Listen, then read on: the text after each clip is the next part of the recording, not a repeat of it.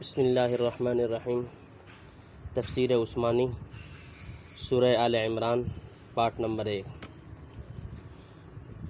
سورہ آل عمران مدنیہ، آیاتها 200، رکوعاتها 20۔ بسم اللہ الرحمن الرحیم۔ شروع اللہ کے نام سے جو بے حد مہربان نہایت رحم والا ہے۔ الف لام میم، الف لام میم۔ اللہ اللہ، لا الہ الا ہو، اس کے سوا کوئی معبود نہیں۔ الحی زندہ ہے، القیوم سب کا تھامنے والا ہے۔ نمبر 1۔ نزلہ اتارا، علیک الکتاب تجھ پر کتاب، بالحق سچی۔ نمبر 2۔ مصدقاً تصدیق کرتی ہے، لما بین یدیہ اگلی کتابوں کی، وانزل التوراۃ اور اتارا توریت، والانجیل اور انجیل کو، من قبل اس کتاب سے پہلے، ہدن للناس لوگوں کی ہدایت کے لیے۔ نمبر 3۔ وانزل الفرقان اور اتارے فیصلے۔ نمبر 4۔ ان الذین کفروا بے شک جو منکر ہوئے، بآیات اللہ اللہ کی آیتوں کا، لہم عذاب شدید ان کے واسطے سخت عذاب ہے۔ واللہ عزیز اور اللہ زبردست ہے، ذو انتقام بدلہ لینے والا۔ نمبر 5۔ ان اللہ لا یخفی علیہ اللہ پر چھپی نہیں، شیء کوئی چیز، فی الارض زمین میں، ولا فی اور نہ۔ تفسیر۔ نمبر 1۔ الوہیت مسیح کا رد۔ نجران کے 60 عیسائیوں کا ایک موقر و معزز وفد نبی کریم صلی اللہ تعالیٰ علیہ وسلم کی خدمت میں حاضر ہوا۔ اس میں 3 شخص عبد المسیح عاقب بحیثیت امارت و سیادت کے، اے ہم السید بلحاظ رائے و تدبیر کے، اور ابو حارثہ بن علقمہ باعتبار سب سے بڑے مذہبی عالم اور لاٹ پادری ہونے کے عام شہرت اور امتیاز رکھتے تھے۔ یہ تیسرا شخص اصل میں عرب کے مشہور قبیلہ بنی بکر بن وائل سے تعلق رکھتا تھا، پھر پکا نصرانی بن گیا۔ سلاطین روم نے اس کی مذہبی صلابت اور مجد و شرف کو دیکھتے ہوئے بڑی تعظیم و تکریم کی، علاوہ بیش قربانی، مالی امداد کے اس کے لیے گرجے تعمیر کیا اور امور مذہبی کے اعلیٰ منصب پر مامور کیا۔ یہ وفد بارگاہ رسالت میں بڑی آن بان سے حاضر ہوا اور متنازع فی مسائل میں حضور صلی اللہ تعالیٰ علیہ وسلم سے گفتگو کی، جس کی پوری تفصیل محمد ابن اسحاق کی سیرت میں منقول ہے۔ سورہ آل عمران کا ابتدائی حصہ تقریباً 80-90 آیات تک اسی واقعہ میں نازل ہوا۔ عیسائیوں کا پہلا اور بنیادی عقیدہ یہ تھا کہ حضرت مسیح علیہ الصلاۃ والسلام بعینہ خدا یا خدا کے بیٹے یا 3 خداؤں میں سے ایک ہے۔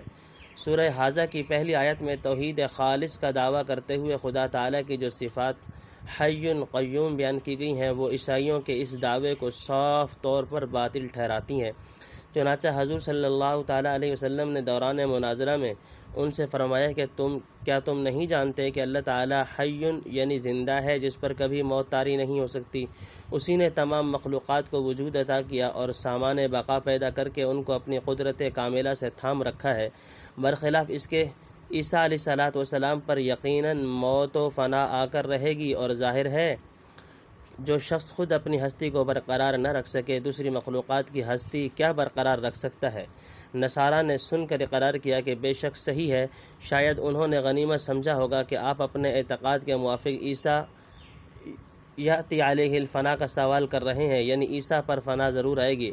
اگر جواب نفی میں دیا تو آپ ہمارے عقیدے کے موافق حضرت عیسیٰ کو عرصہ ہوا موت آ چکی ہے، ہم کو اور زیادہ صریح طور پر ملزم اور مفہم کر سکیں گے، اس لیے لفظی مناقشہ میں پڑھنا مصلحت نہ سمجھا، اور ممکن ہے یہ لوگ ان فرقوں میں سے ہوں جو عقیدہ اسلام کے موافق مسیح علیہ الصلاۃ والسلام کے قتل و صلب کا قطعاً انکار کرتے تھے اور رفع جسمانی کے قائل تھے، جیسے کہ حافظ ابن تیمیہ نے الجواب الصحیح میں اور الفارق بین المخلوق والخالق کے مصنف نے تصریح کی ہے کہ شام و مصر کے نصارہ عموماً اسی عقیدہ پر تھے۔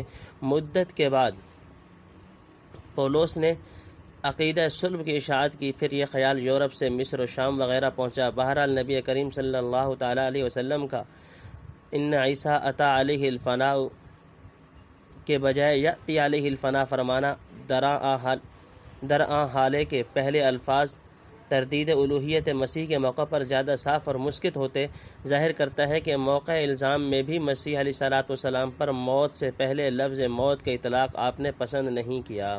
نمبر 2۔ یعنی قرآن کریم جو عین حکمت کے موافق نہایت بر وقت سچائی اور انصاف کو اپنی آغوش میں لے کر اترا۔ نمبر 3۔ قرآن پچھلی کتابوں کی تصدیق کرتا ہے، یعنی قرآن اگلی کتابوں کی تصدیق کرتا ہے، اور اگلی کتابیں تورات اور انجیل وغیرہ پہلے سے قرآن اور اس کے لانے والوں کی طرف لوگوں کی رہنمائی کر رہی تھیں اور اپنے اپنے وقت میں مناسب احکام و ہدایات دیتی تھیں۔ گویا بتلا دیا کہ الوہیت یا ابنیت مسیح کا عقیدہ کسی آسمانی کتاب میں موجود نہ تھا، کیونکہ اصول دین کے اعتبار سے تمام کتب سماویہ متفق و متحد ہیں۔ مشرکانہ عقائد کی تعلیم کبھی نہیں دی گئی، یعنی نمبر 4، یعنی ہر زمانہ کے مناسب ایسی چیزیں اتاریں جو حق و باطل، حلال و حرام اور جھوٹ سچ کے درمیان فیصلہ کرنے والی ہوں۔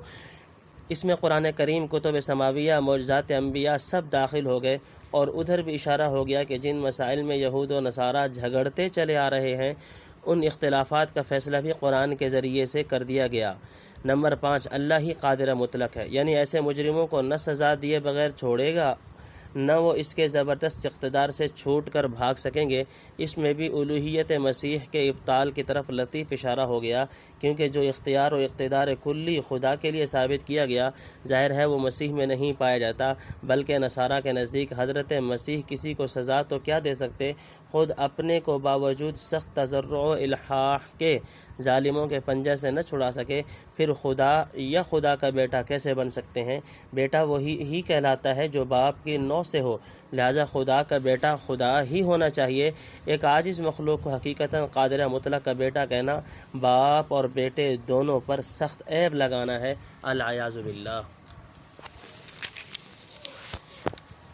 السمائی، آسمان میں۔ نمبر 1، والذی یصورکم، وہی تمہارا نقشہ بناتا ہے، فی الارحام، ماں کے پیٹ میں، کیف یشاء، جس طرح چاہے، لا الہ الا ہوا، کسی کی بندگی نہیں اس کے سوا، العزیز، زبردست ہے، الحکیم، حکمت والا ہے۔ نمبر 2، ہوا، وہی ہے، الذی انزل، جس نے اتاری، علیک الکتاب، تجھ پر کتاب، منہ آیات محکمات، اس میں بعض آیتیں ہیں محکم، یعنی ان کے معنی واضح ہیں، ہن ام الکتاب، وہ اصل ہیں کتاب کی، واخر متشابہات، اور دوسری ہیں مشابہ، یعنی جن کے معنی معلوم یا معین نہیں، فاما الذین، سو جن کے، فی قلوبہم، دلوں میں، زیغ، کجی ہے، فیتبعون ما تشابہ منہ، وہ پیروی کرتے ہیں متشابہات کی، ابتغاء الفتنۃ، گمراہی پھیلانے کی غرض سے، وابتغاء تأویلہ، اور مطلب معلوم کرنے کی وجہ سے، وما یعلم تأویلہ، اور ان کا مطلب کوئی نہیں جانتا، الا اللہ، سوا اللہ کے، والراسخون فی العلم، اور مضبوط علم والے کہتے ہیں، یقولون آمنا بھی، ہم اس پر یقین لائے، کل من عند ربنا، سب ہمارے رب کی طرف سے اتری ہیں، وما یذکر الا اولو الالباب، اور سمجھانے سے وہی سمجھتے ہیں جن کو عقل ہے۔ نمبر 3، ربنا لا تزغ قلوبنا، اے ہمارے رب نہ پھیر ہمارے دلوں کو، بعد اذ ہدیتنا، جب تو ہم کو ہدایت کر چکا، وہب، اور عنایت کر۔ نمبر 1، اللہ کا علم محیط ہے، یعنی جس طرح اس کا اقتدار و اختیار کامل ہے، علم بھی محیط ہے۔ عالم کی کوئی چھوٹی بڑی چیز ایک سیکنڈ کے لیے اس سے غائب نہیں، سب مجرم و بری اور سب جرموں کی نوعیت و مقدار اس کے علم میں ہے۔ مجرم بھاگ کر روپوش ہونا چاہے تو کہاں ہو سکتا ہے؟ یہاں سے تنبیہ کر دی گئی کہ مسیح علیہ الصلاۃ والسلام خدا نہیں ہو سکتے، کیونکہ ایسا علم محیط ان کو حاصل نہ تھا، وہ اسی قدر جانتے تھے جتنا حق تعالی ان کو بتلا دیتا تھا، جیسا کہ حضرت صلی اللہ تعالیٰ علیہ وسلم کے جواب میں خود نصارہ نجران نے اقرار کیا، اور آج بھی اناجیل مروجہ سے ثابت ہے۔ نمبر 2، حضرت عیسیٰ علیہ الصلاۃ والسلام سمیت سب کا خالق اللہ ہے، یعنی اپنے علم و حکمت کے مطابق کمال قدرت سے جیسا اور جس طرح چاہا ماں کے پیٹ میں تمہارا نقشہ بنایا، مذکر مؤنث، خوبصورت بدصورت، جیسا پیدا کرنا تھا کر دیا۔ ایک پانی کے قطرہ کو کتنی پلٹیاں دے کر آدمی کی صورت عطا فرمائی، جس کی قدرت و صنعت کا یہ حال ہے، کیا اس کے علم میں کوئی کمی ہو سکتی ہے؟ یا کوئی انسان جو خود بھی بطن مادر کی تاریکیوں میں رہ کر آیا ہو اور عام بچوں کی طرح کھاتا پیتا پیشاب پخانہ کرتا ہو، اس خداوند قدوس کا بیٹا یا پوتا کہلایا جا سکتا ہے؟ کبرت کلمۃ تخرج من افواہہم ان یقولون الا کذبا۔ عیسائیوں کا سوال تھا کہ جب مسیح کا ظاہری باپ کوئی نہیں تو بجز خدا کے کس کو باپ کہیں؟ یصورکم فی الارحام کیف یشاء میں اس کا جواب بھی ہو گیا، یعنی خدا کو قدرت ہے رحم میں جس طرح چاہے آدمی کا نقشہ تیار کر دے، خواہ ماں باپ دونوں کے ملنے سے یا صرف ماں کی قوت منفعلہ سے۔ اس لیے آگے فرمایا هو العزیز الحکیم، یعنی زبردست ہے جس کی قدرت کو کوئی محدود نہیں کر سکتا، اور حکیم ہے جہاں جیسا مناسب جانتا ہے کرتا ہے۔ حوا کو بدون ماں کے، مسیح کو بدون باپ کے، آدم کو بدون ماں باپ دونوں کے پیدا کیا، اس کی حکمتوں کا احاطہ کون کر سکے؟ نمبر 3، آیات محکمات اور متشابہات کی تشریح۔ نصارہ نجران نے تمام دلائل سے عاجز ہو کر بطور معارضہ کہا تھا کہ آخر آپ حضرت مسیح کو کلمۃ اللہ اور روح اللہ مانتے ہیں، پس ہمارے اس بات مدعا کے لیے یہ الفاظ کافی ہیں۔ یہاں اس کا تحقیقی جواب ایک عام اصول اور ضابطہ کی صورت میں دیا، جس کے سمجھ لینے کے بعد ہزاروں نزاعات و مناقشات کا خاتمہ ہو سکتا ہے۔ اس کو یوں سمجھو کہ قرآن کریم بلکہ تمام کتب الہیہ میں 2 قسم کی آیات پائی جاتی ہیں، ایک وہ جن کی مراد معلوم و متعین ہے، خواہ اس کے لیے لغت و ترکیب وغیرہ کے لحاظ سے الفاظ میں کوئی ابہام و اجمال نہیں، نہ عبارت کئی معنی کا احتمال رکھتی ہے، نہ جو مدلول سمجھا گیا وہ عام قواعد مسلمہ کے مخالف ہے، اور یہ اس لیے کہ عبارت و الفاظ میں گو لغتاً کئی معنوں کا احتمال ہو سکتا تھا، لیکن شارح کے نصوص مستفیضہ یا اجماع معصوم یا مذہب کے عام اصول مسلمہ سے قطعاً متعین ہو چکا کہ متکلم کے مراد وہ معنی نہیں، یہ ہے۔ ایسی آیات کو محکمات کہتے ہیں، اور فی الحقیقت کتاب کی ساری تعلیمات کی جڑ اور اصل اصول یہی آیات ہوتی ہیں۔ دوسری قسم کی آیات متشابہات کہلاتی ہیں، یعنی جن کی مراد معلومہ متعین کرنے میں کچھ اشتباہ و التباس واقع ہو جائے۔ صحیح طریقہ یہ ہے کہ اس دوسری قسم کی آیات کو پہلی قسم کی طرف راجع کر کے دیکھنا چاہیے، جو معنی اس کے خلاف پڑھیں ان کی قطعاً نفی کی جائے، اور متکلم کی مراد وہ سمجھی جائے جو آیات محکمات کے مخالف نہ ہو۔ اگر باوجود اجتہاد و سعی بلیغ کے متکلم کی مراد کی پوری تعیین نہ کر سکیں تو دعویٰ ہمدانی کر کے ہم کو حد سے گزرنا نہیں چاہیے۔ جہاں قلت علم اور قصور استعداد کی وجہ سے بہت سے حقائق پر ہم دسترس نہیں پا سکتے، اس کو بھی اسی فہرست میں شامل کر لیں، مگر زنہار ایسی تعویلات اور ہیر پھیر نہ کریں جو مذہب کے اصول مسلمہ اور آیات محکمہ کے خلاف ہوں۔ مثلا قرآن حکیم نے مسیح علیہ الصلوۃ والسلام کی نسبت تصریح کر دی، ان هو الا عبد انعمنا علیہ، یا ان مثل عیسیٰ عند اللہ کا مثل آدم خلقه من تراب الى آخرہ، یا ذلك عیسیٰ ابن مریم قول الحق الذی فیہ یمترون ما کان للہ ان یتخذ من ولد سبحانہ، اور جا بجا ان کی الوہیت و ابنیت کا رد کیا ہے۔ اب ایک شخص ان سب محکمات سے آنکھیں بند کر کے کلمۃ القاہا الی مریم و روح منہ وغیرہ متشابہات کو لے دوڑے، اور اس کے وہ معنی چھوڑ کے جو محکمات کے موافق ہوں، ایسے سطحی معنی لینے لگے جو کتاب کی عام تصریحات اور متواتر بیانات کے منافی ہوں، یہ کج روی اور ہٹ درمی نہیں تو اور کیا ہوگی؟ بعض قاسی القلب تو چاہتے ہیں کہ اس طرح مغالطہ دے کر لوگوں کو گمراہی میں پھنسا دیں، اور بعض کمزور عقیدہ والے ڈھل مل یقین ایسے متشابہات سے اپنی رائے و ہوا کے مطابق کھینچ تان کر مطلب نکالنا چاہتے ہیں، حالانکہ ان کا صحیح مطلب صرف اللہ ہی کو معلوم ہے۔ وہ ہی اپنے کرم سے جس کو جس قدر حصہ پر آگاہ کرنا چاہے کر دیتا ہے۔ جو لوگ مضبوط علم رکھتے ہیں وہ محکمات و متشابہات سب کو حق جانتے ہیں، انہیں یقین ہے کہ دونوں قسم کی آیات ایک ہی سرچشمہ سے آئی، جن میں تناقض و تحافظ کا امکان نہیں، اس لیے وہ متشابہات کو محکمات کی طرح لوٹا کر مطلب سمجھتے ہیں، اور جو حصہ ان کے دائرہ فہم سے باہر ہوتا ہے اسے اللہ پر چھوڑ دیتے ہیں کہ وہی بہتر جانے، ہم کو ایمان سے کام ہے۔ تنبیہ: بندہ کے نزدیک اس آیت کا مضمون سورہ حج کی آیت وما ارسلنا من قبلک من رسول ولا نبی الا اذا تمنا الی آخرہ کے مضمون سے بے حد متشابہ ہے، جسے انشاءاللہ اس کے موقع پر بیان کیا جائے گا۔ لنا ہم کو من لدنک رحمہ اپنے پاس سے رحمت، انک انت الوہاب تو ہی سب کچھ دینے والا ہے۔ نمبر 1، ربنا اے ہمارے رب، انک جامع الناس تو جمع کرنے والا ہے لوگوں کو، لیوم ایک دن، لا ریب فیہ جس میں کچھ شبہ نہیں، ان اللہ لا یخلف المیعاد بے شک اللہ خلاف نہیں کرتا اپنا وعدہ۔ نمبر 2، ان الذین کفروا بے شک جو لوگ کافر ہیں لن تغنی عنہم ہرگز کام نہ آئیں گے ان کو اموالہم ان کے مال ولا اولادہم اور نہ ان کی اولاد من اللہ شیئا اللہ کے سامنے کچھ وَأُولَٰئِكَ هُمْ وَقُودُ النَّارِ اور وہی ہیں ایندھن دوزخ کے۔ نمبر 3 کدأبِ آلِ فرعون جیسے دستور فرعون والوں کا والذین من قبلہم اور جو ان سے پہلے تھے کذبوا بآیاتنا جھٹلایا انہوں نے ہماری آیتوں کو فأخذہم اللہ پھر پکڑا ان کو اللہ نے بذنوبہم ان کے گناہوں پر واللہ شدید العقاب اور اللہ کا عذاب سخت ہے۔ نمبر 4 قل للذین کفروا کہہ دے کافروں کو ستغلبون کہ اب تم مغلوب ہوگے وتحشرون الی جہنم اور ہانکے جاؤ گے دوزخ کی طرف وبئس المہاد اور کیا برا ٹھکانہ ہے۔ نمبر 5 قد کان لکم آیۃ اور ابھی گزر چکا ہے تمہارے سامنے ایک نمونہ۔ تفسیر نمبر 1 اہل علم کی دعا یعنی راسخین فی العلم اپنے کمال علمی اور قوت ایمانی پر مغرور و مطمئن نہیں ہوتے بلکہ ہمیشہ حق تعالی سے استقامت اور مزید فضل و عنایت کے طلبگار رہتے ہیں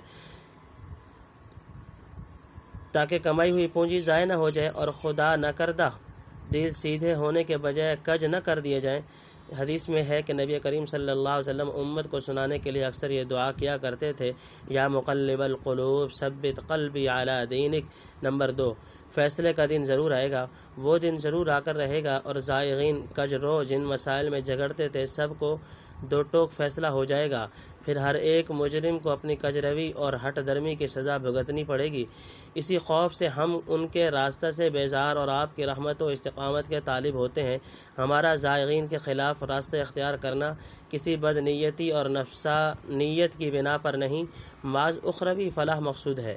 نمبر 3 کفار کا مال و دولت کام نہیں آئے گا۔ قیامت کے ذکر کے ساتھ کافروں کا انجام بھی بتلا دیا کہ ان کو کوئی چیز دنیا و آخرت میں خدائی سزا سے نہیں بچا سکتی، جیسا کہ میں ابتدائے صورت میں لکھ چکا ہوں۔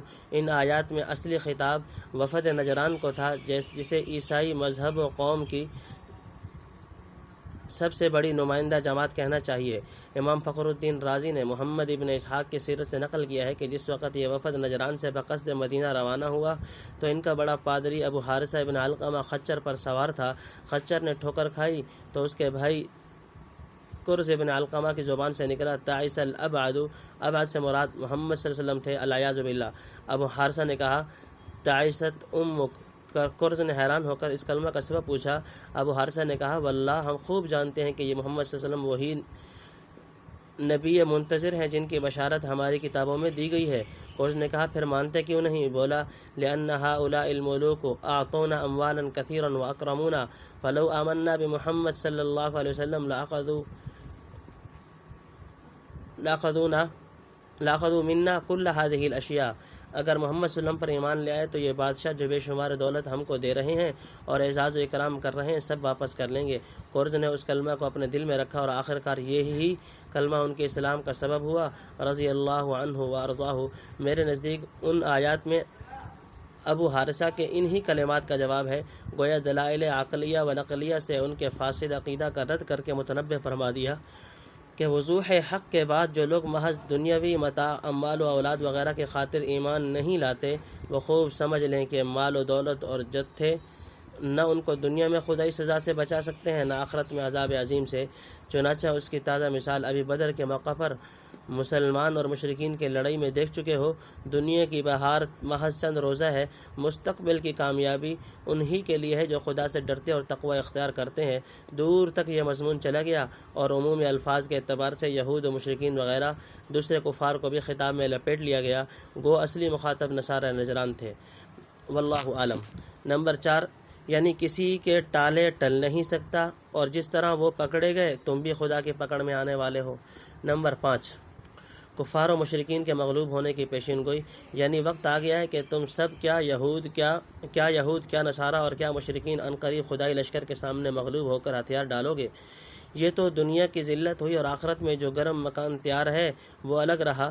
بعض روایات میں ہے کہ بدر سے فاتحانہ واپسی کے بعد حضور صلی اللہ تعالیٰ علیہ وسلم نے یہود کو فرمایا کہ تم حق کو قبول کر لو ورنہ جو حال قریش کا ہوا تمہارا ہوگا۔ کہنے لگے اے محمد صلی اللہ علیہ وسلم اس دھوکہ میں نہ رہیے کہ تم نے قریش کے چند نا تجربہ کاروں پر فتح حاصل کر لی، ہم سے مقابلہ ہوا تو پتہ لگ جائے گا کہ ہم جنگ آزمودہ سپاہی اور بہادر آدمی ہیں۔ اس پر یہ آیتیں نازل ہوئیں۔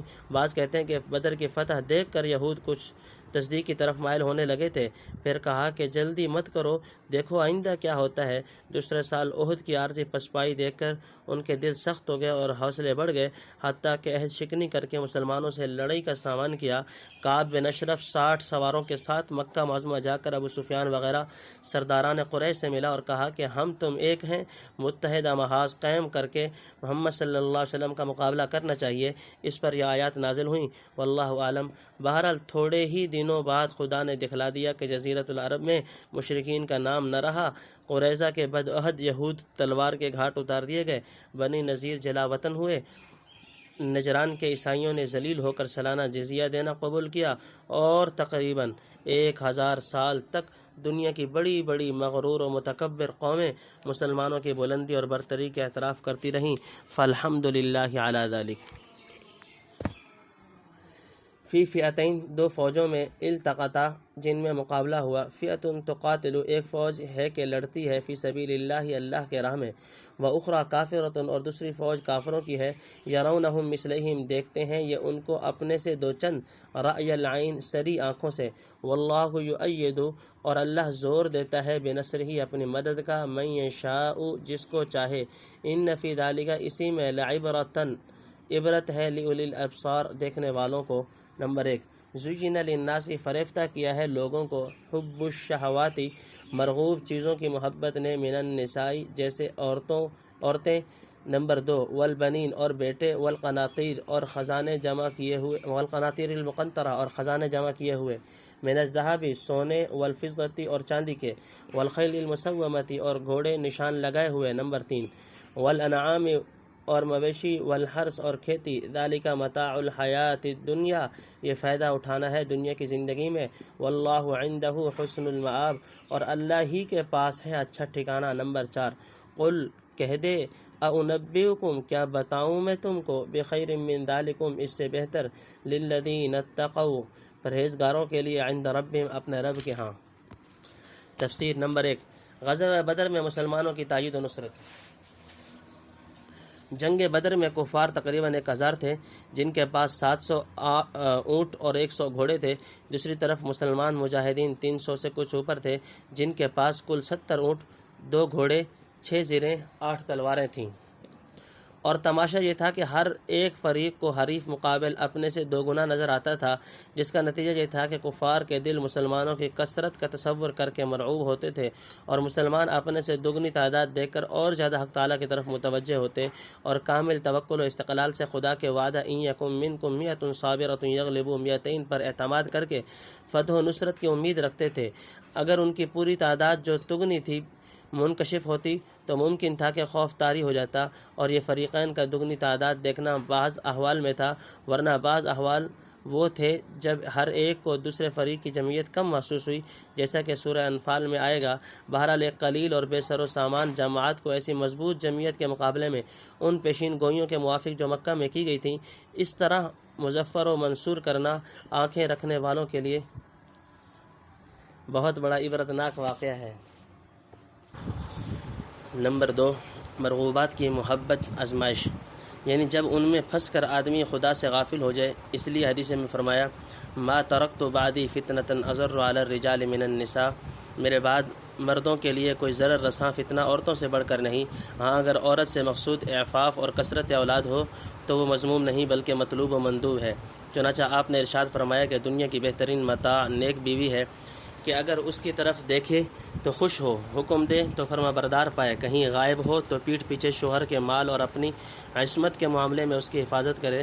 اسی طرح جتنی چیزیں آگے متاع دنیا کے سلسلے میں بیان ہوئیں، سب کا محمود و مذموم ہونا نیت اور طریقہ کار کے تفاوت سے متفاوت ہوتا رہے گا، مگر چونکہ دنیا میں کثرت ایسے افراد کی ہے جو عیش و عشرت کے سامانوں میں پھنس کر خدا تعالیٰ کو اور اپنے انجام کو بھول جاتے ہیں، اس لیے زین للناس میں سطح کلام کی سطح کلام کی عام رکھی گئی ہے۔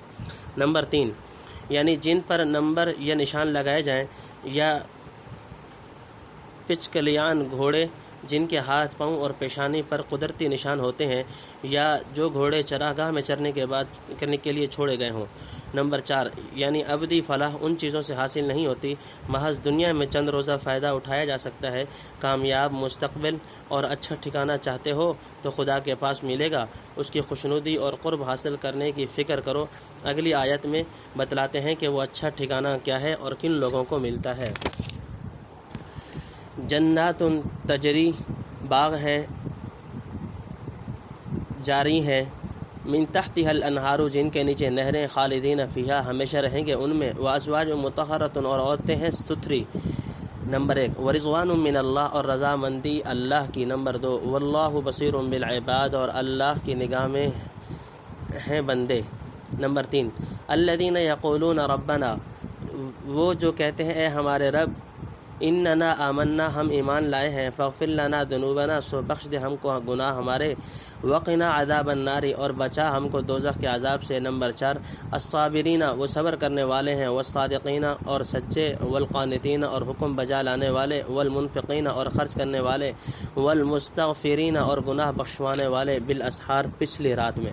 نمبر 5، شہید اللہ، اللہ نے گواہی دی، انہ لا الہ الا ہو، کہ کسی کی بندگی نہیں اس کے سوا۔ نمبر 6، والملائکۃ، اور فرشتوں نے۔ نمبر 7، واولو العلم، اور علم والوں نے بھی۔ نمبر 8، قائما بالقسط، وہی حاکم انصاف کا ہے، لا الہ الا، کسی کی بندگی نہیں سوا اس کے۔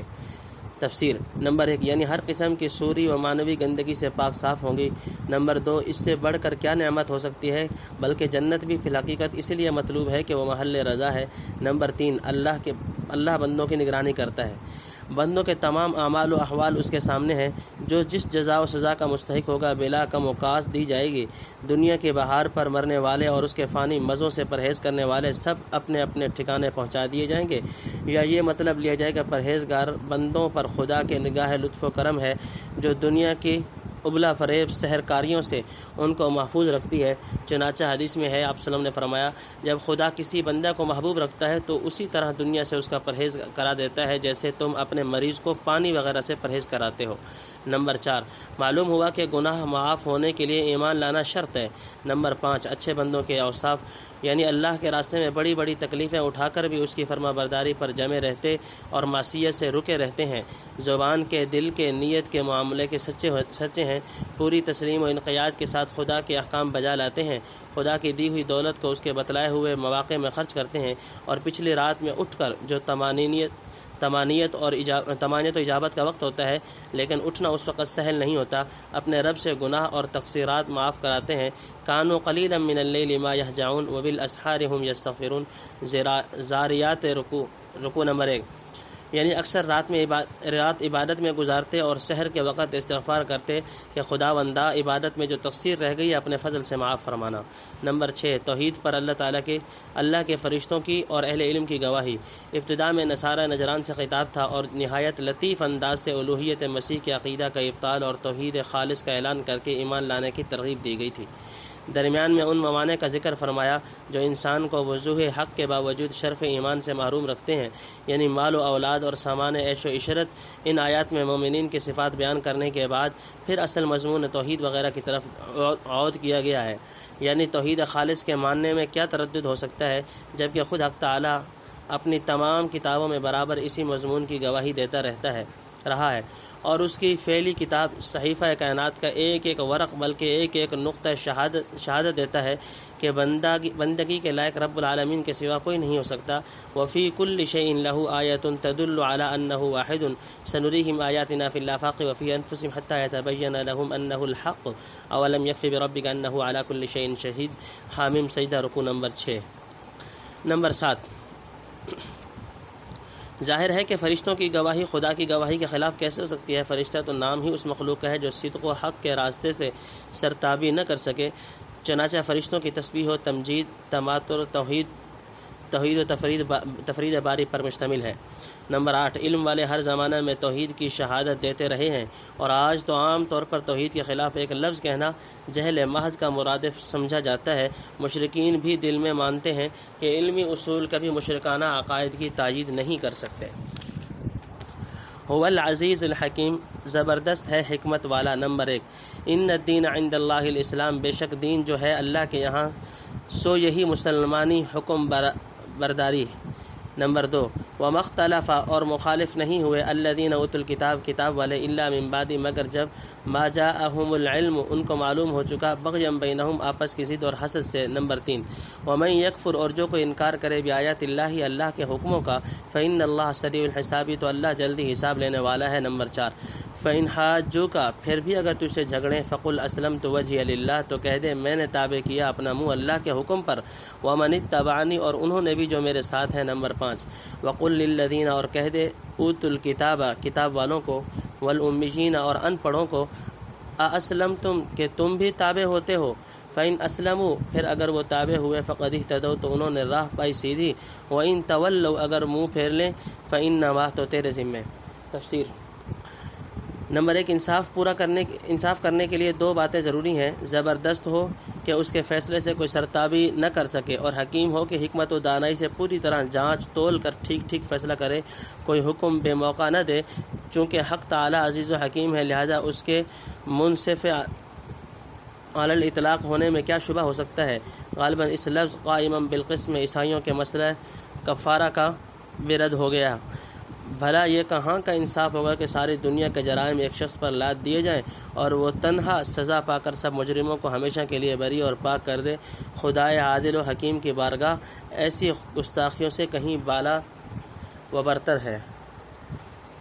نمبر 2، دین اللہ کے نزدیک صرف اسلام ہے۔ لفظ اسلام کی تشریح۔ اسلام کے اصلی معنی سونپ دینے کے ہیں۔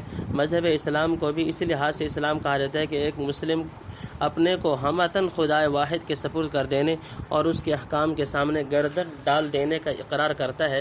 گویا اسلام انقیاد و تسلیم کا اور مسلمانی حکم برداری کا دوسرا نام ہے۔ یوں تو شروع سے اخیر تک تمام پیغمبر یہی مذہب اسلام لے کر آئے، اور اپنے اپنے زمانہ میں اپنی اپنی قوم کو مناسب وقت احکام پہنچا کر طاعت و فرما برداری اور خالص خدائے واحد کی پرستش کی طرف بلاتے رہے ہیں۔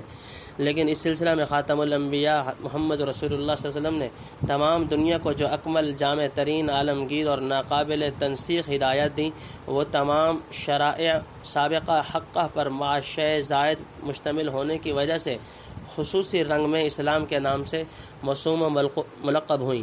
بہرحال اس آیت میں نصارہ نجران کے سامنے خصوصاً اور تمام اقوام و ملل کے سامنے عموماً اعلان کیا گیا کہ دین و مذہب صرف ایک ہی چیز کا نام ہو سکتا ہے، وہ یہ کہ بندہ دل و جان سے اپنے کو خداوند قدوس کے سپرد کر دے، اور جس وقت جو حکم اس کی طرف سے پائے بے چوں چراں گردن تسلیم جھکاوے۔ اب جو لوگ خدا کے لیے بیٹے پوتے تجویز کریں، مسیح و مریم کی تصویریں اور صلیب کی لکڑی کو پوجیں، خنزیر کھائیں، آدمی کو خدا یا خدا کو آدمی بنائیں، انبیاء و اولیاء کو قتل کر ڈالنا معمولی بات سمجھیں، دین حق کو مٹانے کی ناپاک کوششوں میں لگے رہیں، موسیٰ و مسیح کی بشارات کے موافق جو پیغمبر ان دونوں سے بڑھ کر شان و نشان دکھلاتا ہوا آیا، جان بوجھ کر اس کی تکذیب اور اس کے لائے ہوئے کلام و احکام سے ٹھٹھا کریں، یا جو بے وقوف پتھروں، درختوں، ستاروں اور چاند سورج کے آگے سجدہ کریں اور حلال و حرام کے معیار محض ہوائے نفس کو ٹھہرائیں، کیا ان میں کوئی جماعت اس لائق ہے کہ اپنے کو مسلم اور ملت ابراہیمی کا پیرو کہہ سکے؟ العیاذ باللہ۔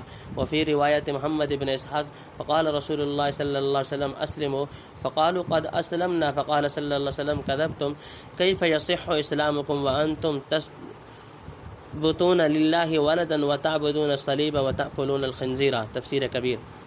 نمبر 3، اہل کتاب کی مخالفت کی حقیقت، یعنی اسلام ایک واضح اور روشن چیز ہے جس قسم کے دلائل سے موسیٰ و مسیح کی رسالت یا تورات و انجیل کا کتاب سماوی ہونا ثابت کیا جا سکتا ہے۔ اس سے بہتر مضبوط اور زندہ دلائل محمد صلی اللہ علیہ وسلم کی رسالت اور قرآن کے کلام الہی ہونے کے موجود ہیں، بلکہ خود وہ کتابیں آپ کی حقانیت کی شہادت دے رہی ہیں۔ توحید خالص ایک صاف مضمون ہے جس کے خلاف باپ بیٹے کا نظریہ محض ایک بے معنی چیز تاں ہو کر رہ جاتا ہے۔ جس کی کوئی علمی اصول تائید نہیں کرتا۔ اب جو اہل کتاب مخالف اسلام ہو کر ان روشن حقائق کو جھٹلائیں اور حق تعالیٰ کے حکم برداری سے سرتابی کریں، بجز اس کے کیا کہا جا سکتا ہے کہ محض ضد، حسد اور عناد اور جاہ و مال کے حرص میں ایسا کر رہے ہیں، جیسا کہ پہلے ان الذین کفروا لن تغنی عنہم اموالہم الی آخر کے فوائد میں خود ابو حارثہ بن علقمہ رئیس وفد نجران کا یہ اقرار و اعتراف نقل کیا جا چکا ہے۔ یہ ان لوگوں کی قدیم عادت ہے، یہود و نصارہ کے باہم جو اختلافات ہوئے، یہ ہر ایک مذہب میں جو بہت سے فرقے بنے، پھر مخالفت باہمی خوفناک محاربات اور خون ریزیوں پر منتہی ہوئی۔ تاریخ بتلاتی ہے کہ اس کا منشا عموماً غلط فہمی یا جہل نہ تھا، بلکہ اکثر حالات میں محض سیم و زر کی محبت اور جاہ پرستی سے یہ فرقہ وار اختلافات پیدا ہوئے۔ نمبر 4، دنیا میں بھی ورنہ آخرت میں تو ضرور ہے۔ نمبر 5، اسلام کا عملی نمونہ۔ جیسا کہ 2 فوائد پہلے نقل کیے جا چکے ہیں، وہ جھگڑتے تھے کہ ہم بھی مسلمان ہیں، یہاں ان کو بتلایا گیا کہ ایسا فرضی اسلام کس کام کا؟ آؤ دیکھو، اسلام اسے کہتے ہیں جو محمد صلی اللہ علیہ وسلم اور ان کے جانثار ساتھیوں کے پاس ہے۔ ابھی بیان ہو چکا کہ اسلام نام ہے تسلیم و انقیاد کا، یعنی بندہ ہمہ اپنے کو خدا کے ہاتھ میں دے دے۔ سو محمد صلی اللہ علیہ وسلم اور مہاجرین و انصار کو دیکھ لو، کس طرح انہوں نے شرک، بت پرستی، بد اخلاقی، فسق و فجور اور ظلم و عدوان کا مقابلہ کرتے ہوئے اپنی جان، مال، وطن، کنبہ، بیوی، بچے، غرض تمام مرغوب و محبوب چیزیں حق تعالیٰ کی خوشنودی پر نثار کر دیں، اور کس طرح ان کا چہرہ اور آنکھیں ہر وقت حکم الہی کی طرف لگی رہتی ہیں کہ ادھر سے حکم آئے اور ہم تعمیل کریں۔ اس کے بالمقابل تم اپنا حال دیکھو کہ خود اپنی خلوتوں میں اقرار کرتے ہو کہ محمد صلی اللہ علیہ وسلم حق پر ہیں، مگر ان پر ایمان لائیں تو دنیا کا مال و جاہ چھنتا ہے۔ بہرحال اگر باوجود وضوح حق کے اسلام کی طرف نہیں آتے، تم جانو ہم تو اپنے کو ایک خدا کے سپرد کر چکے ہیں۔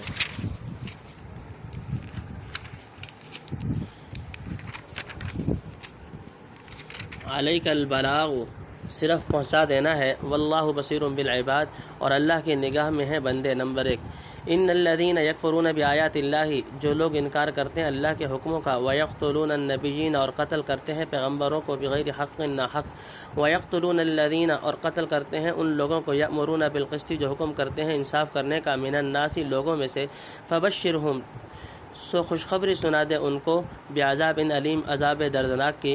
اولئک، یہی ہیں، الذین حبطت اعمالہم، جن کی محنت ضائع ہوئی، فی الدنیا والآخرہ، دنیا میں اور آخرت میں، وما لہم، اور کوئی نہیں، من ناصرین، ان کا مددگار۔ نمبر 2، الم تر الی الذین، کیا نہ دیکھا تو نے ان لوگوں کو، اوتوا نصیبا، جن کو ملا کچھ ایک حصہ، من الکتاب، کتاب کا، یدعون الی کتاب اللہ، ان کو بلاتے ہیں اللہ کی کتاب کی طرف، لیحکم بینہم، تاکہ وہ کتاب ان میں حکم کرے، ثم یتولی فریق منہم، پھر منہ پھیرتے ہیں بعض ان میں سے، وہم معرضون، اور تغافل کر کے۔ نمبر 4، ذالک بانہم، یہ اس واسطے، قالوا، کہ کہتے ہیں وہ، لن تمسنا النار، ہم کو ہرگز آگ نہ لگے گی دوزخ کی، الا ایاما، مگر چند دن۔ تفسیر، یعنی سوچ لو، کیا تم بھی ہمارے طرح خدا کے تابع دار بندے بنے ہو یا اب بنتے ہو؟ ایسا ہو تو سمجھ لو کہ سیدھے راستے پر لگ گئے ہو اور ہمارے بھائی بن گئے، ورنہ ہمارا کام سمجھا دینا اور نشیب و فراز بتلا دینا تھا، وہ کر چکے۔ آگے سب بندے اور ان کے اعمال ظاہری و باطنی خدا کی نظر میں ہیں، وہ ہر ایک کا بھگتان کر دے گا۔ تنبیہ، ان پڑھ کہتے تھے عرب کے مشرکوں کو کہ ان کے پاس کتب سماویہ کا علم نہ تھا۔ نمبر 2، بنی اسرائیل کے جرائم و سزا۔ حدیث میں ہے کہ بنی اسرائیل نے ایک دن میں 43 نبی اور 170 یا 112 صالحین کو شہید کیا۔ یہاں نصارہ نجران اور دوسرے کفار کو سنایا جا رہا ہے کہ احکام الہی سے منکر ہو کر انبیاء اور انصاف پسند ناصحین سے مقابلہ کرنا اور پرلے درجے کی شقاوت و سنگدلی سے ان کے خون میں ہاتھ رنگنا معمولی چیز نہیں۔ ایسے لوگ سخت دردناک عذاب کے مستحق اور دونوں جہان کی کامیابی سے محروم ہیں۔ ان کی محنت برباد اور ان کی کوششیں اکارت ہوں گی، اور دنیا و آخرت میں جب سزا ملے گی تو کوئی بچانے والا اور مدد کرنے والا نہ ملے گا۔ نمبر 3، یعنی تھوڑا بہت حصہ تورات و انجیل وغیرہ کا جو ان کی تحریفات لفظی و معنوی سے بچا کر رہ گیا ہے، یا جو تھوڑا بہت حصہ فہم کتاب کا ملا۔ نمبر 4، یہودیوں کا کتاب اللہ سے اعراض، یعنی جب انہیں دعوت دی جاتی ہے کہ قرآن کریم کی طرف آؤ جو تمہاری تسلیم کردہ کتابوں کی بشارت کے موافق آیا اور تمہارے اختلافات کا ٹھیک ٹھاک فیصلہ کرنے والا ہے، تو ان کے علماء کا ایک فریق تغافل برت کر منہ پھیر لیتا ہے، حالانکہ قرآن کی طرف دعوت فی الحقیقت تورات و انجیل کی طرف دعوت دینا ہے، بلکہ کچھ بعید نہیں کہ اس جگہ کتاب اللہ سے مراد تورات و انجیل ہی ہو، یعنی لو ہم تمہارے نزاعات کا فیصلہ تمہاری ہی کتاب پر چھوڑتے ہیں، مگر غضب تو یہ ہے کہ وہ اپنی خواہشات اور پست اعراض کے سامنے خود اپنی کتاب کی ہدایات سے بھی منہ پھیر لیتے ہیں، نہ اس کی بشارت سنتے ہیں، نہ احکام پر کان دھرتے ہیں۔ چنانچہ رجم زانی کے مسئلہ میں تورات کے حکم میں منصوص سے صریح روگردانی کی، جیسا کہ آگے سورہ مائدہ میں آئے گا۔ معدودات گنتی کے وغرہم فی دینہم، اور بہکے ہیں اپنے دین میں، ما کانوا اپنی بنائی، یفترون باتوں پر۔ نمبر 1، فکیف اذا جمعناہم، پھر کیا ہوگا حال جب ہم ان کو جمع کریں گے، لیوم لا ریب فیہ، ایک دن کے اس کے آنے میں، فیہ کچھ شبہ نہیں، ووفیت کل نفس ما کسبت، اور پورا پاوے گا ہر کوئی اپنا کیا۔ نمبر 2، وہم لا یظلمون، اور ان کی حق تلفی نہ ہوگی۔ نمبر 3، قل اللہم مالک الملک، تو کہہ یا اللہ مالک سلطنت کے، تؤتی الملک، تو سلطنت دیوے، من تشاء جس کو چاہے، وتنزع الملک، اور سلطنت چھین لیوے، ممن تشاء جن سے چاہے، وتعز من تشاء، اور عزت دیوے جس کو چاہے، وتذل من تشاء، اور ذلیل کرے جس کو چاہے، بیدک الخیر، تیرے ہاتھ ہے سب خوبی، انک علی کل شیء قدیر، بے شک تو ہر چیز پر قادر ہے۔ نمبر 4، تولج اللیل فی النہار، تو داخل کرتا ہے رات کو دن میں، وتولج النہار فی اللیل، اور داخل کرتا ہے دن کو رات میں۔ نمبر 5، وتخرج الحی من المیت، اور تو نکالے زندہ مردے سے، وتخرج المیت من الحی، اور نکالے مردہ زندہ سے۔ نمبر 6، وترزق من تشاء، اور تو رزق دے جس کو چاہے۔ تفسیر۔ نمبر 1، یہودیوں کے من گھڑت عقائد کی تردید، یعنی ان کے تمرد و طغیان اور گناہوں پر جری ہونے کا سبب یہ ہے کہ سزا کی طرف بے خوف ہیں۔ ان کے بڑے جھوٹ بنا کر کہہ گئے کہ ہم میں اگر کوئی سخت گناہ گار بھی ہوگا تو گنتی کا چند روز سے زیادہ عذاب نہ پائے گا، جیسا کہ سورہ بقرہ میں گزر چکا، اور اسی طرح کی بہت سی باتیں گھڑ رکھی ہیں۔ مثلا کہتے ہیں کہ ہم تو اللہ کے چہیتے بیٹے ہیں یا انبیاء کے اولاد ہیں، اور اللہ تعالیٰ یعقوب علیہ الصلاۃ والسلام سے وعدہ کر چکا ہے کہ ان کی اولاد کو سزا نہ دے گا مگر یوں ہی برائے نام قسم کھانے کو۔ اور نصارہ نے تو کفارہ کا مسئلہ نکال کر گناہ و معصیت کا سارا حساب ہی بے باک کر دیا۔ اللہم اعذنا من شرور انفسنا۔ نمبر 2، یعنی اس وقت پتہ چلے گا کہ کس اندھیرے میں پڑے ہوئے تھے، جب محشر میں تمام اولین و آخرین اور خود اپنے بزرگوں کے سامنے رسوا ہوں گے، اور ہر عمل کا پورا پورا بدلہ ملے گا۔ نہ کفارہ کا مسئلہ یاد آئے گا، نہ نسبی تعلقات اور من گھڑت عقیدے کام آئیں گے۔ نمبر 3، یعنی فرضی جرائم پر سزا نہ ہوگی، ان کاموں پر ہوگی جن کا جرم ہونا خود تسلیم کریں گے، اور جس قدر سزا کا استحقاق ہوگا اس سے زیادہ نہ دی جائے گی، نہ کسی کی ادنا سے ادنا نیکی ضائع ہو سکے گی۔ نمبر 4، ملک و سلطنت اور عزت و ذلت اللہ کے ہاتھ میں ہے، جیسا کہ پہلے نقل کیا جا چکا۔ وفد نجران کے رئیس ابو حارثہ بن علقمہ نے کہا تھا کہ ہم محمد صلی اللہ علیہ وسلم پر ایمان لائیں تو روم کے بادشاہ جو ہماری عزت اور مالی خدمت کرتے ہیں سب بند کر لیں گے۔ شاید یہی دعا و مناجات کے رنگ میں جو اس کا جواب دیا کہ جن بادشاہوں کی سلطنت اور ان کی دی ہوئی عزتوں پر تم مفتون ہو رہے ہو، تم خوب سمجھ لو کہ کل سلطنت و عزت کا اصلی مالک خداوند قدوس ہے، اسی کے قبضہ قدرت میں ہے، جس کو چاہے دے اور جس سے چاہے سلب کر لے۔ کیا یہ امکان نہیں کہ روم و فارس کی سلطنتیں اور عزتیں چھین کر مسلمانوں کو دے دی جائیں، بلکہ وعدہ ہے کہ ضرور دی جائیں گی۔ آج مسلمانوں کی موجودہ بے سر و سامانی اور دشمنوں کی طاقت کو دیکھتے ہوئے بے شک یہ چیز تمہاری سمجھ میں نہیں آ سکتی۔ اس لیے یہود و منافقین مذاق اڑاتے تھے کہ قریش کے حملہ کے ڈر سے مدینہ کے گرد خندق کھودنے والے مسلمان قیصر و کسریٰ کے تاج و تخت پر قبضہ پانے کے خواب دیکھتے ہیں، مگر حق تعالیٰ نے چند ہی سال میں دکھلا دیا کہ روم و فارس کے جن خزانوں کی کنجیاں اس نے اپنے پیغمبر کے ہاتھ میں دی تھیں، فاروق اعظم رضی اللہ تعالیٰ عنہ کے زمانہ میں وہ کس طرح مجاہدین اسلام کے درمیان تقسیم ہوئے۔ اصل یہ ہے کہ یہ مادی سلطنت و عزت کیا چیز ہے، جب خداوند قادر و حکیم نے روحانی سلطنت و عزت کا آخری مقام یعنی منصب نبوت و رسالت بنی اسرائیل سے منتقل کر کے بنی اسماعیل میں پہنچا دیا، تو روم و عجم کے ظاہری سلطنت کا عرب کے خانہ بدوشوں کی طرف منتقل کر دینا کیا مستبعد ہے۔ گویا یہ دعا ایک طرح کی پیشین گوئی تھی کہ عنقریب دنیا کی کایا پلٹ ہونے والی ہے، جو قوم دنیا سے الگ تھلگ پڑی تھی عزتوں اور سلطنتوں کی مالک ہوگی، اور جو بادشاہت کر رہے تھے ان کو اپنی بدعمالیوں کی بدولت پستی و ذلت کے غار میں گرایا جائے گا۔ تنبیہ بیدک الخیر، بے شک خدا کے ہاتھ میں ہر قسم کی خیر و خوبی ہے، اور شر کا پیدا کرنا بھی اس کے اعتبار سے خیر ہی ہے، کیونکہ مجموعہ عالم کے اعتبار سے اس میں ہزاروں حکمتیں پوشیدہ ہیں۔ فی الحدیث صحیح الخیر کلہ فی یدک وشرہ لیس الیک۔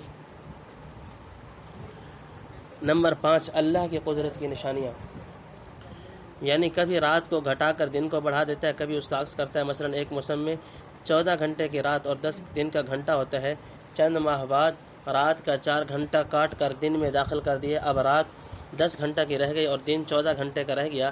یہ سب الٹ پھیر تیرے ہاتھ میں ہے، کیونکہ شمس و قمر وغیرہ تمام سیارات بدون تیرے ارادہ کے ذرا حرکت نہیں کر سکتے۔ خلاصہ یہ ہوا کہ کبھی کے دن بڑھے اور کبھی کے رات۔ نمبر 6، یعنی بیضا کو مرغی سے، مرغی کو بیضا سے، آدمی کو نطفہ سے، نطفہ کو آدمی سے، جاہل کو عالم سے، عالم کو جاہل سے، کامل کو ناقص سے، ناقص کو کامل سے نکالنا تیرے ہی قدرت کا کام ہے، بغیر حساب بے شمار۔ لا یتخذ المؤمنون، نہ بنائیں مسلمان، الکافرین، کافروں کو، اولیاء، دوست، من دون المؤمنین، مسلمانوں کو چھوڑ کر۔ ومن یفعل ذلک، جو کوئی یہ کام کرے، فلیس من اللہ فی شیء، تو نہیں اس کو اللہ سے کوئی تعلق، الا ان تتقوا منہم تقا، مگر اس حالت میں کہ کرنا چاہو تم ان سے بچاؤ۔ نمبر 2، ویحذرکم اللہ نفسہ، اور اللہ تم کو ڈراتا ہے اپنے سے، وإلی اللہ المصیر، اور اللہ ہی کی طرف لوٹ کر جانا ہے۔ نمبر 3، قل ان تخفوا ما فی صدورکم، تو کہہ اگر تم چھپاؤ گے اپنے جی کی بات، او تبدوہ، یا اسے ظاہر کرو گے، یعلمہ اللہ، جانتا ہے اس کو اللہ۔ نمبر 4، ویعلم ما فی السماوات، اور اس کو معلوم ہے جو کچھ کہ ہے آسمانوں میں، وما فی الارض، اور جو کچھ ہے زمین میں، واللہ علی کل شیء قدیر، اور اللہ ہر چیز پر قادر ہے۔ یوم تجد کل نفس، جس دن موجود پائے گا ہر شخص، ما عملت من خیر، جو کچھ کی ہے اس نے نیکی، محضرہ، اپنے سامنے، وما عملت من سوء، اور جو کچھ کی ہے اس نے برائی، تود لو ان بینہا وبینہ امدا بعیدا، آرزو کرے گا کہ مجھ میں اور اس میں فرق پڑ جاوے دور کا۔ نمبر 6، تفسیر۔ حضرت شاہ صاحب لکھتے ہیں کہ یہود جانتے تھے کہ پہلے جو بزرگی ہم میں تھی وہ ہی ہمیشہ رہے گی، اللہ کی قدرت سے غافل ہیں، جس کو چاہے عزیز کرے اور سلطنت دے، اور جس سے چاہے چھین لے اور ذلیل کر دے، اور جاہلوں میں کامل پیدا کرتے جیسے کہ عرب کے امیوں میں سے کیے، اور کاملوں میں سے جاہل جیسے بنی اسرائیل میں ہوا، اور جس کو چاہے حصی و معنوی رزق بے حساب دیوے۔ نمبر 2، کفار سے مسلمانوں کی دوستی کی مذمت، یعنی جب حکومت و سلطنت، جاہ و عزت اور ہر قسم کے تقلبات و تصرفات کے زمام اکیلے خداوند قدوس کے ہاتھ میں ہوئی، تو مسلمانوں کو جو صحیح معنی میں اس پر یقین رکھتے ہیں، شایان نہیں کہ اپنے اسلامی بھائیوں کی اخوت و دوستی پر اکتفا نہ کر کے خواہ مخواہ دشمنان خدا کی موالات و مدارات کی طرف قدم بڑھائیں۔ خدا و رسول کے دشمن ان کے دوست کبھی نہیں بن سکتے۔ جو اس خبط میں پڑے گا، سمجھ لو خدا کی محبت و موالات سے اسے کچھ سروکار نہیں۔ ایک مسلمان کے سب امیدیں اور خوف صرف خداوند رب العزت سے وابستہ ہونے چاہیے، اور اس کے اعتماد و وثوق اور محبت و مناصرت کے مستحق وہی لوگ ہیں جو حق تعالی سے اسی قسم کا تعلق رکھتے ہوں۔ ہاں، تدبیر و انتظام کے درجے میں کفار کے ضرر عظیم سے اپنے ضروری بچاؤ کے پہلو اور حفاظت کی صورتیں معقول و مشروع طریقہ پر اختیار کرنا ترک موالات کے حکم سے اسی طرح مستثنیٰ ہے، جیسے سورہ انفال میں وَمَن يُوَلِّهِمْ يَوْمَئِذٍ دُبُرَهُ سے متحرفا لقتال او متحیزا الی فئة کو مستثنیٰ کیا گیا ہے۔ جس طرح وہاں تحریف و تحیز کی حالت میں حقیقتاً فرار من الصحف نہیں ہوتا، محض صورتاً ہوتا ہے، یہاں بھی الا ان تتقوا منہم تقا کو حقیقت موالات نہیں، فقط صورت میں موالات سمجھنا چاہیے، جس کو ہم مدارات کے نام سے موسوم کرتے ہیں۔ اس مسئلہ کی مزید تفصیل سورہ مائدہ کی آیت یا ایھا الذین آمنوا لا تتخذوا اليہود والنصارى اولیاء کو الی آخر ہی کے فوائد میں ملاحظہ کر لی جائے، اور بندہ کا مستقل رسالہ بھی اس موضوع پر چھپا ہوا ہے جو حضرت الاستاذ مترجم محقق قدس اللہ روحہ کے اماں پر لکھا گیا تھا، فلیراجع۔ نمبر 3، یعنی مومن کے دل میں اصلی ڈر خدا کا ہونا چاہیے، کوئی ایسی بات نہ کرے جو اس کی ناراضی کا سبب ہو، مثلا جماعت اسلام سے تجاوز کر کے بے ضرورت کفار کے ساتھ ظاہری یا باطنی موالات کرے، یا ضرورت کے وقت صورت موالات اختیار کرنے میں حدود شرع سے گزر جائے، یا معاذ موہوم و حقیر خطرات کو یقینی اور اہم خطرات ثابت کرنے لگے، اور اسی قسم کی مستثنیات یا شرعی رخصتوں کو ہوائے نفس کی پیروی کا ہیلہ بنا لے۔ اسے یاد رکھنا چاہیے کہ سب کو خداوند قدوس کی عدالت عالیہ میں حاضر ہونا ہے، وہاں جھوٹے ہیلے حوالے کچھ پیش نہ کیے جائیں گے۔ مومن قوی کی شان تو یہ ہونی چاہیے کہ رخصت سے گزر کر عزیمت پر عمل پیرا ہو اور مخلوق سے زیادہ خالق سے خوف کھائے۔ نمبر 4، یعنی ممکن ہے کہ آدمی اپنی نیت اور دل کی بات آدمیوں سے چھپا لے، لیکن وہ اس طرح خدا کو فریب نہیں دے سکتا۔ واللہ یعلم المفسد من المصلح۔ نمبر 5، جب علم اس قدر محیط اور قدرت ایسی عام و تام ہے تو مجرم کے لیے اخفائے جرم یا سزا سے بچ کر بھاگ جانے کی کوئی صورت نہیں۔ نمبر 6، آخرت میں نیک و بد اعمال کا حاضر ہونا، یعنی قیامت کے دن ہر نیکی بدی آدمی کے سامنے حاضر ہوگی، عمر بھر کا اعمال نامہ ہاتھ میں پکڑا دیا جائے گا۔ اس وقت مجرمین آرزو کریں گے کہ کاش یہ دن ہم سے دور ہی رہتا، یا ہم میں اور ان برے اعمال میں بڑی دور کا فاصلہ ہوتا کہ ان کے قریب بھی نہ جاتے۔ وَيُحَذِّرُكُمُ اللَّهُ نَفْسَهُ وَاللَّهُ رَءُوفٌ بِالْعِبَادِ، اور اللہ ڈراتا ہے تم کو اپنے سے، اور اللہ بہت مہربان ہے بندوں پر۔ نمبر 1، قُلْ إِن كُنتُمْ تُحِبُّونَ اللَّهَ فَاتَّبِعُونِي يُحْبِبْكُمُ اللَّهُ، تو کہے کہ اگر تم محبت رکھتے ہو اللہ کی تو میری راہ چلو تاکہ محبت کرے تم سے اللہ، وَيَغْفِرْ لَكُمْ ذُنُوبَكُمْ، اور بخشے گناہ تمہارے، وَاللَّهُ غَفُورٌ رَحِيمٌ، اور اللہ بخشنے والا مہربان ہے۔ نمبر 2، قل تو کہہ اطیعوا اللہ، حکم مانو اللہ کا، والرسول، اور رسول کا، فإن تولوا، پھر اگر اعراض کریں، فإن اللہ، تو اللہ کو، لا يحب الکافرین، محبت نہیں کافروں سے۔ نمبر 3، ان اللہ اصطفیٰ آدم، بے شک اللہ نے پسند کیا آدم کو، ونوحا، اور نوح کو، وآل ابراہیم، اور ابراہیم کے گھر کو، وآل عمران، اور عمران کے گھر کو۔ نمبر 4، علی العالمین، سارے جہان سے، ذریۃ بعضھا من بعض، جو اولاد تھے ایک دوسرے کی۔ نمبر 5، واللہ سمیع علیم، اور اللہ سننے والا جاننے والا ہے۔ نمبر 6۔ نمبر 1، تفسیر، یہ بھی اس کی مہربانی ہے کہ تم کو اس خوفناک دن کے آنے سے پہلے ڈراتا اور آگاہ کرتا ہے، تاکہ برائی کے طریقے خصوصاً موالات کفار ترک کر کے بھلائی کے راستے پر چل کر اپنے کو خداوند قہار کے غصہ سے بچا لینے کا قبل از وقت انتظام کر رکھو۔ قرآن کریم کا یہ خاص طرز ہے کہ عموماً خوف کے ساتھ رجا کے ساتھ خوف کا مضمون سناتا ہے۔ یہاں بھی مضامین ترہیب کو معتدل بنانے کے لیے آخر میں واللہ رؤوف بالعباد فرما دیا، یعنی خدا سے ڈر کر اگر برائی چھوڑ دو گے تو اس کی مہربانی پھر تمہارا استقبال کرنے کو تیار ہے، نا امید ہونے کی کوئی وجہ نہیں۔ آؤ تم کو ایسا دروازہ بتائیں جس سے داخل ہو کر مغفرت و رحمت کے پورے مستحق بلکہ خدائے تعالیٰ کے محبوب بن سکتے ہو۔ قل ان کنتم تحبون اللہ فاتبعونی یحببکم اللہ ویغفر لکم ذنوبکم واللہ غفور رحیم۔ نمبر 2، اللہ کی محبت کا معیار رسول کی محبت۔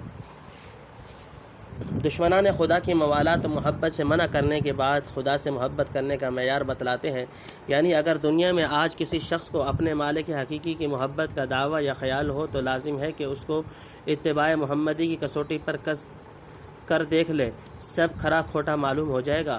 جو شخص جس قدر حبیب خدا محمد رسول اللہ صلی اللہ علیہ وسلم کی راہ چلتا اور آپ صلی اللہ علیہ وسلم کی لائی ہوئی روشنی کو مشعل راہ بناتا ہے، اسی قدر سمجھنا چاہیے کہ خدا کی محبت کے دعوے میں سچا اور کھرا ہے، اور جتنا اس دعوے میں سچا ہوگا اتنا ہی حضور صلی اللہ علیہ وسلم کی پیروی میں مضبوط و مستعد ہو پایا جائے گا، جس کا پھل یہ ملے گا کہ حق تعالیٰ اس سے محبت کرنے لگے گا، اور اللہ کی محبت اور توحید حضور صلی اللہ علیہ وسلم کی اتباع کی برکت سے پچھلے گناہ معاف ہو جائیں گے، اور آئندہ طرح طرح کے ظاہری و باطنی مہربانیاں مبذول ہوگی۔ گویا توحید وغیرہ کے بیان سے فارغ ہو کر یہاں سے نبوت کا بیان شروع کیا گیا اور پیغمبر آخر الزمان کی اطاعت کی دعوت دی گئی۔ نمبر 3، یہود و نصارہ کہتے تھے کہ نحن ابناء اللہ و احباؤہ، ہم خدا کے بیٹے اور محبوب ہیں۔ یہاں بتلا دیا گیا کہ کافر کبھی خدا کا محبوب نہیں ہو سکتا۔ اگر واقعی محبوب بننا چاہتے ہو تو اس کے احکام کی تعمیل کرو، پیغمبر کا کہا مانو، اور خدا کے سب سے بڑے محبوب کے نقش قدم پر چلے آؤ۔ وفد نجران نے یہ بھی کہا تھا کہ ہم مسیح کی تعظیم و عبادت اللہ کی محبت و تعظیم کے لیے کرتے ہیں۔ اس کا بھی جواب ہو گیا۔ آگے خدا تعالیٰ کے چند محب و محبوب بندوں کا حال سنایا گیا اور وفد نجران کی رعایت سے حضرت مسیح علیہ السلام کی سوانح زیادہ شرح و بسط کے ساتھ بیان کی گئی ہے، جو تمہید خاتم الانبیاء صلی اللہ علیہ وسلم کے ذکر مبارک کی، جیسا کہ آگے چل کر معلوم ہوگا۔ نمبر 4 آل عمران۔